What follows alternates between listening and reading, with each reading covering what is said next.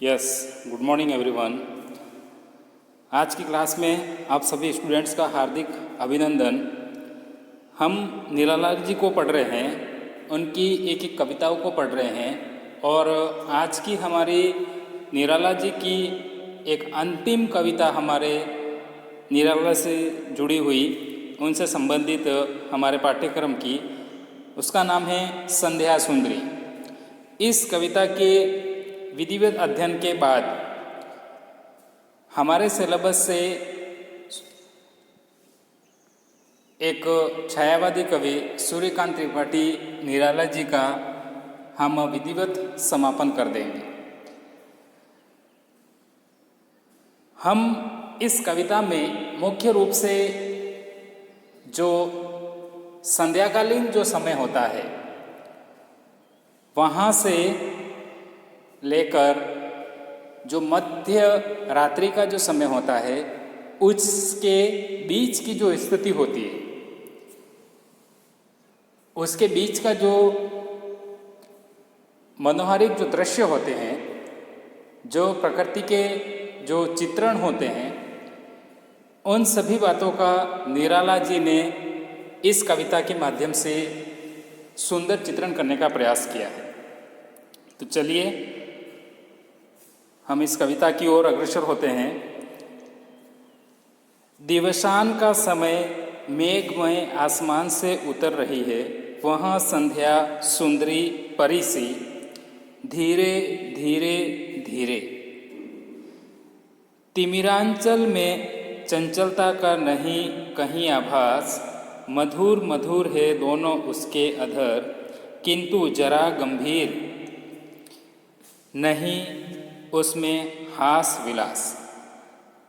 सूर्यकांत त्रिपाठी जी निराला का कहना है इस कविता के माध्यम से कि दिवसान का समय हो गया है, दिन अस्त होने का समय आ गया है। जिस प्रकार से सूर्य का अस्त होना दिन का ढलना माना जाता है, उसी प्रकार से दिन समाप्त होने के कगार पर है।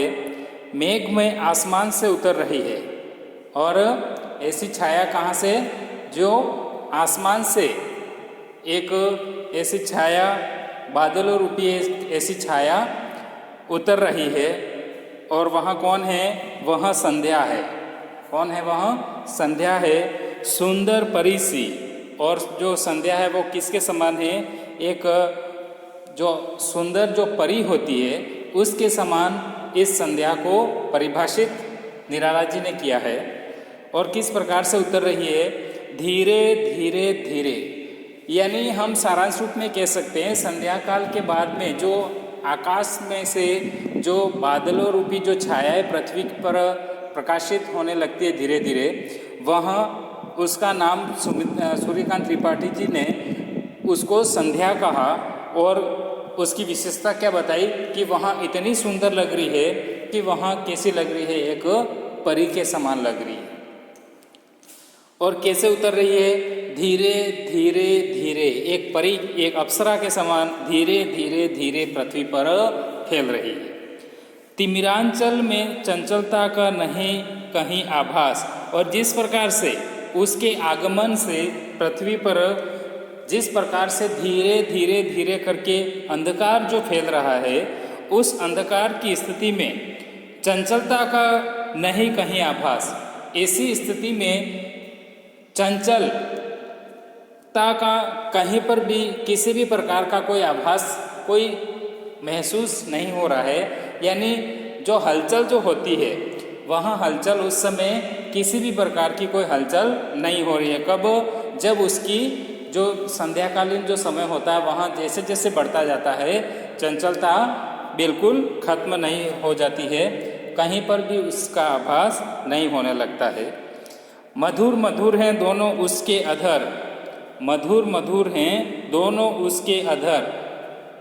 यहाँ दोनों उसके अधर से तात्पर्य यहाँ पर पृथ्वी और आकाश, इन दोनों को संध्या के दो अधरों के रूप में निराला जी ने बताया है। तो मधुर मधुर हैं दोनों उसके अधर। कौन कौन से? पृथ्वी और आकाश दोनों संध्या के अधर बताए गए हैं। किंतु जरा गंभीर। लेकिन जिस प्रकार से संध्या पृथ्वी पर प्रकाशित हो रही है, धीरे धीरे पृथ्वी पर धीरे धीरे धीरे करके पृथ्वी पर उतर रही है एक परी के समान, तो उसके जो दोनों अधर हैं, पृथ्वी और आकाश, वहाँ भी थोड़े चिंतित हैं, थोड़े गंभीर हो गए हैं।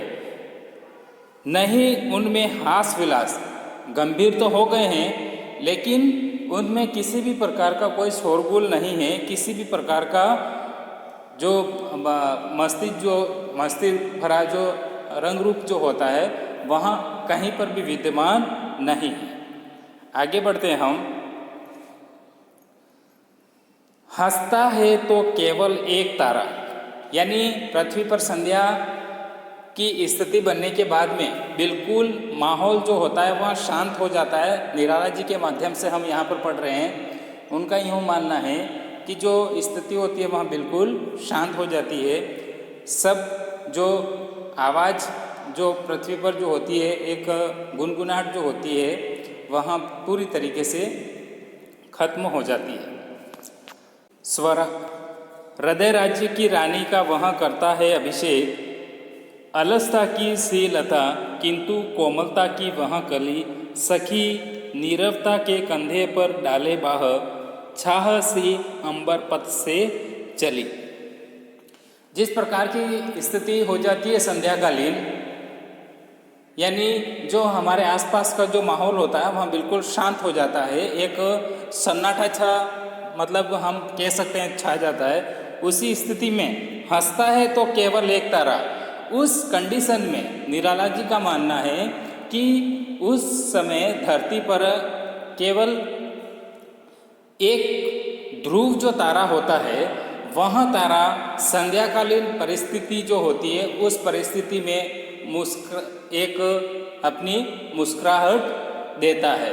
इसके अलावा सभी प्रकार के जो शोरगुल होते हैं वहाँ संध्याकालीन परिस्थिति में समाप्त हो जाते हैं। गुंथा हुआ उन घुंघराले काले काले बालों से, और ध्रुव तारा भी कैसा, बादलों में बिल्कुल चारों ओर से बादलों से जकड़ा हुआ जो ध्रुव तारा होता है वह संध्याकालीन परिस्थिति में अपनी मुस्कान बिखेरने का कार्य करता है। हृदय राज्य की रानी का वह करता है अभिषेक, और क्या करता है वह ध्रुव तारा, अपने हृदय राज्य की रानी यानी संध्या की वहाँ क्या करता है, एक अभिषेक करता है, उसका नमन करता है। अलसता की सी लता, यानी निराला जी का मानना है कि जो संध्या है वहाँ किस प्रकार से है, अलसता की लता, एक आलस्य रूपी एक लता है, किंतु कोमलता की वहाँ कली भी है। संध्या की ये दोनों विशेषता बताई है कि आलस्य भी है, लेकिन एक पृथ्वी पर एक कोमल कली के रूप में भी संध्या को बताया है। सखी नीरवता के कंधे पर डाले बाह, सखी का मतलब यहाँ पर संध्या की जो सखी होती है उसके बारे में बताया, और उसकी जो सखी है उसके बारे में यहाँ पर बताया नीरवता। तो उसके कंधे पर बाहें डालकर धीरे धीरे धीरे क्या कर रही है, छाह सी अंबर पथ से चली, यानी उसके कंधे पर अपनी बाहें डाल के जो आकाश जो होता है उस आकाश रूपी मार्ग से धीरे धीरे धीरे करके पृथ्वी की ओर अग्रसर हो रही है। आगे बढ़ते हैं हम। नहीं बजती उसके हाथों से कोई वीणा, नहीं होता कोई अनुराग राग आलाप, नुपुरों में भी रुंझुन रुंझुन नहीं, सिर्फ एक अव्यक्त शब्द सा चुप चुप चुप है गूंज रहा सब कहीं। और जिस प्रकार से संध्या अपनी सखी जो है नीरवता, उसके कंधे पर अपने बाहें डालकर जब आकाश रूपी मार्ग से पृथ्वी पर पधारने का कार्य कर रही है, तो उस समय उनके चलने से या नहीं बजती उसके हाथों में कोई वीणा, जब ये आकाश रूपी मार्ग से पृथ्वी पर अग्रसर हो रही है तो उसके हाथ में किसी भी प्रकार की कोई वीणा रूपी ऐसी कोई वस्तु नहीं है जिससे क्या हो, शोरगुल हो। नहीं होता कोई राग अनुराग, और किसी भी प्रकार का आने के फलस्वरूप किसी भी प्रकार का किसी भी शोरगुल के माध्यम से या फिर आवाज़ बिल्कुल भी नहीं है, कोई प्रेम राग भी इसमें बिल्कुल नहीं है। नुपुरों में भी रुंझुन रुंझुन नहीं, और उसके जो पायल जो होती है, लेडीज एक स्त्री का एक गहना होता है जो पैरों में पहना जाता है, तो संध्या जब धीरे धीरे पृथ्वी की ओर अग्रसर हो रही है तो उसके पैरों की जो पायल जो है वहाँ पर जो आवाज़ जो आती है, खन खन की जो आवाज़ आती है, तो उसकी भी आवाज़ यहाँ पर बिल्कुल नहीं है। रुंझुन रुंझुन की आवाज़ भी यहाँ पर उसके पैरों में भी नहीं है। सिर्फ एक अव्यक्त शब्द सा है, चुप चुप चुप, और उसके चलने के साथ साथ में सिर्फ एक ही शब्द बार बार व्यक्त हो रहा है, और वहाँ क्या है, चुप चुप चुप। बस ये 3 शब्द ही उसके मार्ग से गूंज रहे हैं। हे गूंज रहा सब कहीं, बस ये 3 शब्द चुप चुप चुप के जो 3 शब्द है, वह 3 शब्द ही उसके मार्ग में गुंजित हो रहे हैं। एक उनकी ही एक गुनगुनाहट सुनाई दे रही है। आज के लिए इतना ही। कल हम फिर मिलेंगे एक नई क्लास के साथ में। तब तक के लिए धन्यवाद।